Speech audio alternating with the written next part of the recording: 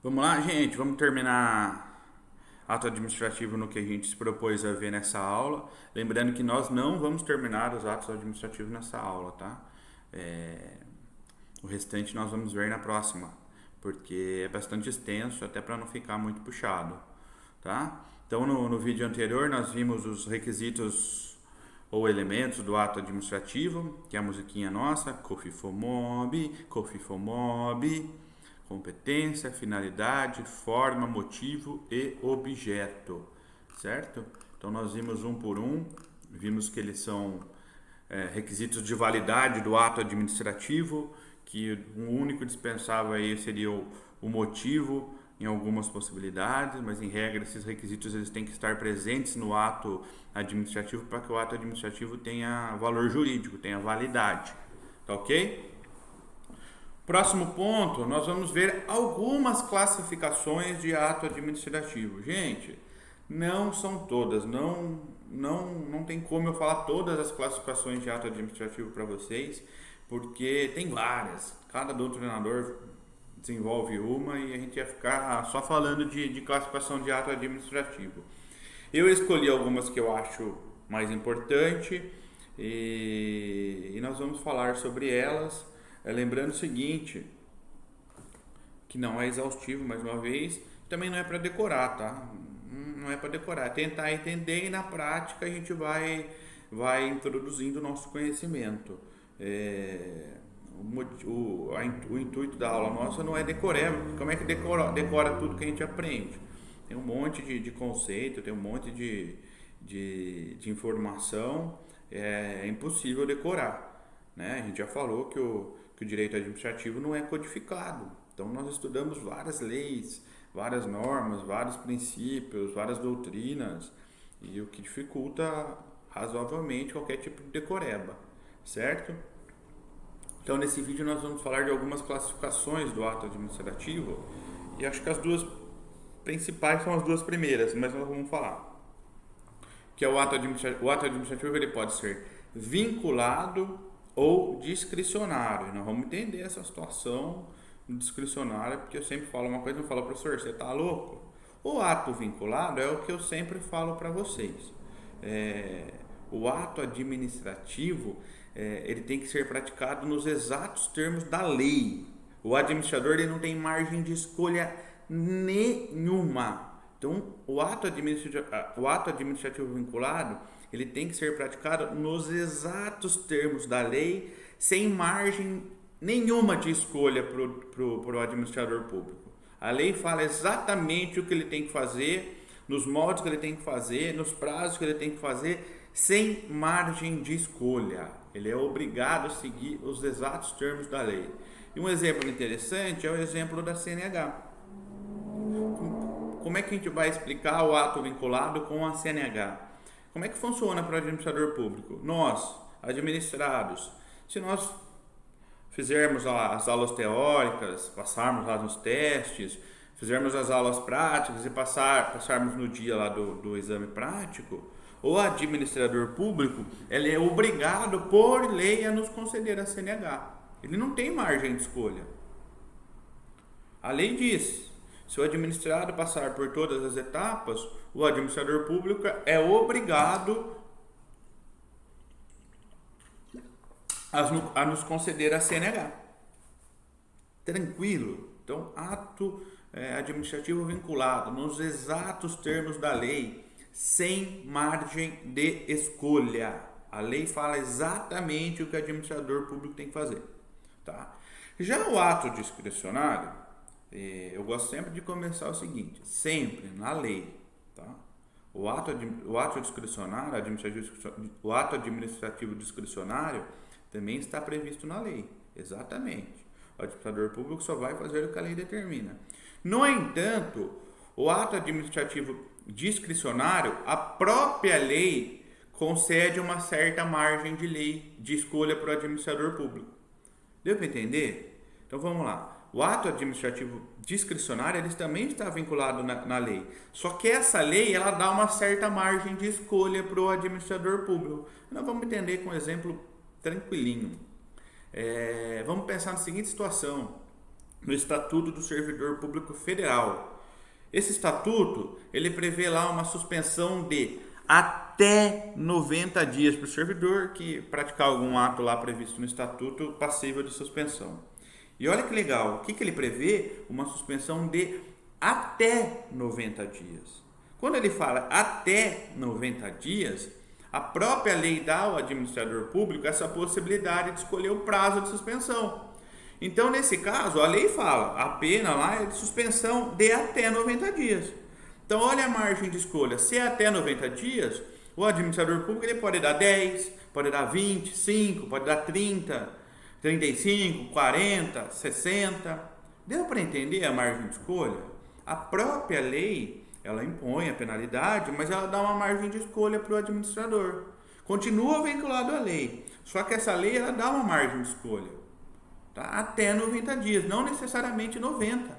Pode ser menos, não pode ser mais, mas menos pode, porque a lei diz até 90 dias.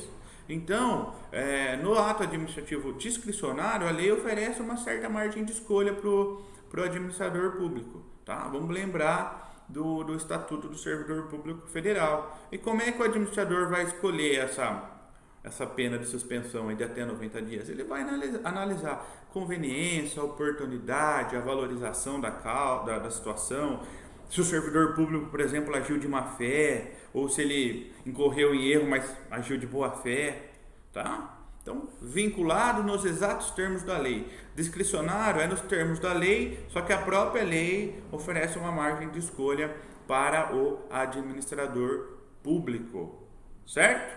Uma próxima classificação, gerais e individuais.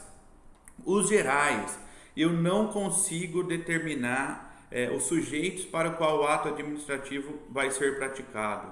Eu não consigo identificar a pessoa que será atingida por um determinado ato administrativo.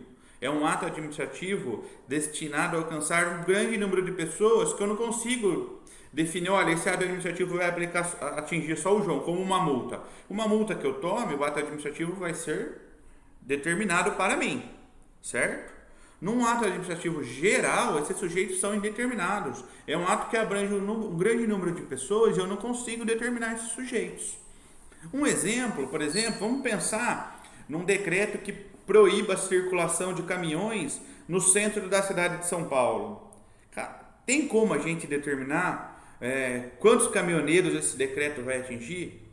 No estado de São Paulo, na cidade de São Paulo, passam inúmeros caminhões de inúmeros estados. É impossível eu determinar a pessoa que esse ato administrativo geral vai atingir. Então, eu não consigo determinar o sujeito que será atingido por um ato administrativo.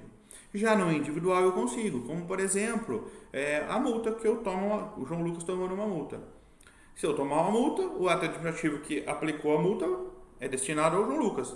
Perfeito. Então eu consigo, no ato administrativo individual, eu consigo determinar o sujeito ou os sujeitos que serão atingidos por um ato administrativo. Não importa o número de pessoas. Se eu conseguir determinar, ele é individual. Eu falei da multa, que é facinho, é uma pessoa só. Mas vamos pensar na nomeação de 20 pessoas que passaram num concurso público. Eu consigo identificar as 20 pessoas que serão nomeadas para esse concurso público. É só eu chegar no Diário Oficial, eu chegar no publical de nomeação, que eu vou conseguir facilmente identificar essas 20 pessoas que foram nomeadas para esse concurso, para o cargo previsto lá no concurso público. Então, não importa o número de pessoas. O que importa é se eu consigo determinar o sujeito que será afetado, que será destinado a este ato administrativo, geral e individual. Tranquilo? Outros tipos de ato: simples, complexo e composto. Tranquilo? O simples, gente, manifestação de um órgão praticando um único ato. Então, no ato administrativo simples, Um único órgão pratica um único ato. Exemplo, vamos voltar na multa. O órgão de trânsito aplica a multa. Então, é um órgão aplicando uma multa, um órgão aplicando um ato, um órgão e um ato. Ato simples, um órgão e um ato. No recurso na aplicação de uma multa, o órgão de trânsito aplicando a multa. Então, é o órgão e a multa que é o ato administrativo. No complexo, é a manifestação de dois ou mais órgãos que se unem para praticar um único ato. Então, são dois órgãos e um ato. No simples, é um órgão e um ato. No complexo, são dois órgãos e um ato. Tá? Dois ou mais órgãos e um ato. Então, vamos pensar num exemplo também. Vamos pensar na aposentadoria de um servidor. Para um servidor se aposentar, vai ter a manifestação para qual esse servidor trabalha. Então, a manifestação do órgão para que o servidor, do órgão que o servidor é vinculado. Vai ter a manifestação do Tribunal de Contas que esse órgão faz parte. E vai ter a aposentadoria. Então, são dois órgãos e um ato, que é a aposentadoria. Então, vai ter a manifestação do órgão que o servidor é vinculado, a manifestação do Tribunal de Contas que abrange esse órgão que o servidor é vinculado, e vai ter o ato administrativo, que é a aposentadoria. Então, são dois órgãos ou mais e um ato, um único ato. Tranquilo?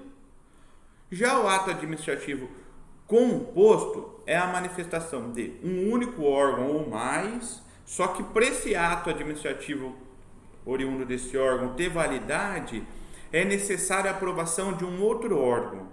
Então, não são dois órgãos ou mais se manifestando ao mesmo tempo.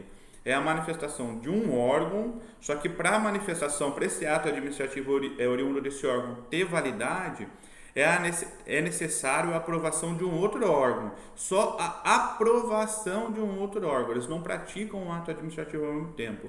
Esse outro órgão, ele só aprova essa manifestação do primeiro órgão. Tá? E nós vamos pensar no seguinte sentido.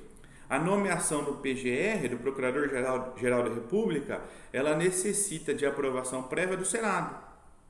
Então, o PGR ele é escolhido, certo? Mas para ser valorada, para ter validade essa nomeação do PGR, ela precisa ter aprovação do Senado. Então, é um órgão com aprovação do outro, certo? Então, vamos lá. No simples, um órgão, um único ato. Um órgão pratica um único ato. No complexo, dois ou mais órgãos praticam um único ato.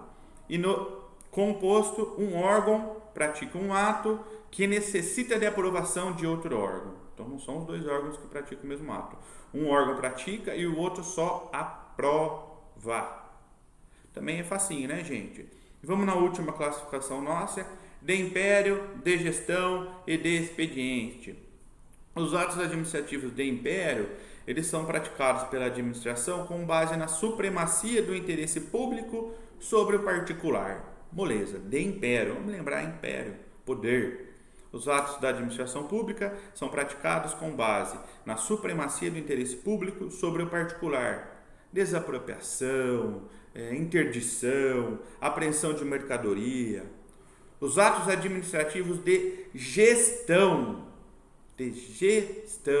A administração pública pratica atos administrativos sem a supremacia do interesse público sobre o particular. No de império, ela se utiliza desse princípio, supremacia sobre o particular. No de gestão, não.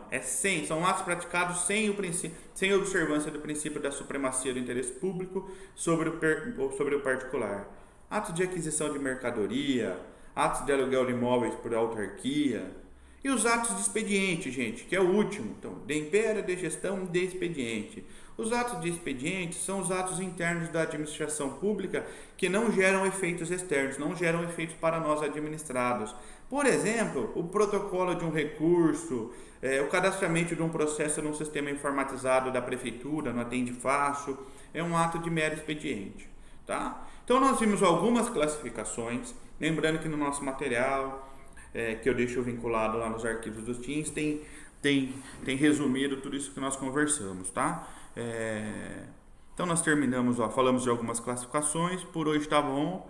Eu agradeço mais uma vez e um grande abraço a todos.